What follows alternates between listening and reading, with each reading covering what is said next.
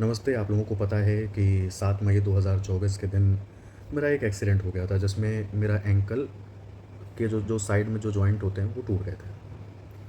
तो डॉक्टर के पास पहुंचा इमरजेंसी में। तो वहाँ पर जब उन्होंने देखा तो एक डॉक्टर ने डॉक्टर विपुल अग्रवाल हैं, उन्होंने मेरा सारा सब कुछ जब देखा तो उन्होंने कहा कि अ, अभी हम प्लास्टर बांधते हैं, जिसके बाद देखते हैं अगर ये ऐसा ही सही हो जाता है तो ज़्यादा बेहतर है, सर्जरी की ज़रूरत अगर ना पड़े तो ज़्यादा बेहतर है। तकरीबन 7 दिनों तक प्लास्टर वगैरह बंधा रहा, लेकिन एंकल वो डिसलोकेट हो रहा था बार-बार। मतलब सर्जरी की ज़रूरत थी।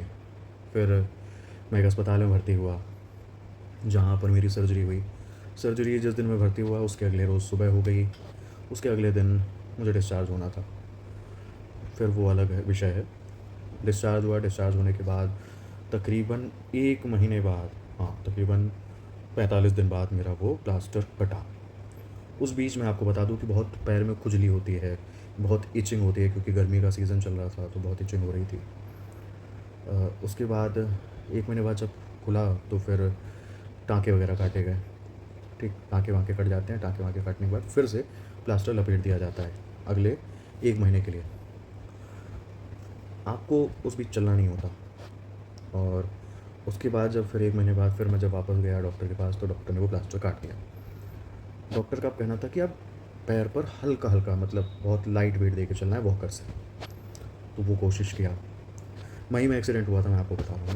तो इस तरीके से जब हल्का-हल्का वेट दिया, फिज़ियोथेरेपी चालू हो गई। फिर उसको 45 दिन बाद फिर से डॉक्टर को दिखाना था, डॉक्टर को दिखाया तो उन्होंने कहा, अब हड्डी तकरीबन जुड़ने की अवस्था में आ चुकी है, जुड़ रही है, अब आप वेट दे सकते हैं। तो फिर फुल वेट देना चालू किया। फुल वेट देने में भी ये बहुत आसान नहीं होता, जैसे मैं कह रहा हूँ कि फुल वेट देना चालू किया तो उसमें अभी वक़्त लगा।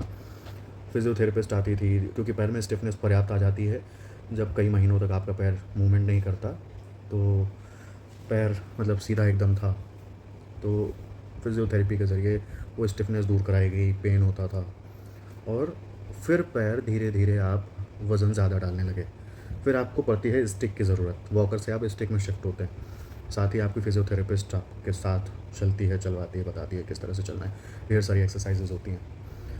तो इन सारी प्रक्रियाओं के बाद तकरीबन 6 महीने अब मुझे हो रहे हैं, तब मैं चलने वाली अवस्था में आया हूँ।